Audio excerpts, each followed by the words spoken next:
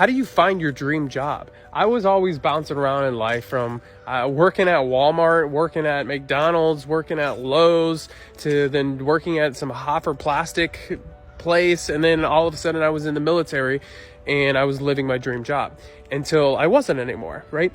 And you got to understand that you don't find your dream job finds you because you've created it. So where are you placing most of your focus during the day? Where are your thoughts? So what it is that you're trying to create? Do you have a dream?